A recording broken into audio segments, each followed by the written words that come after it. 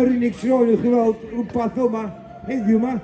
So, pidwch yn meddwl amdan fory, pidwch yn meddwl amdan ddoe, meddyliwch amdan wwan, ac y munud yma da chi yn wwan, cos da chi ddim yn mynd i profiadu hyn byth eto.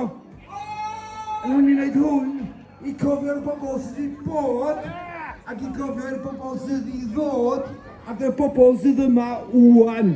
Diolch yn fawr iawn i pawb, a diolch yn fawr iawn i'r band. Dylech eich dwylo at ei gilydd, Mistecs!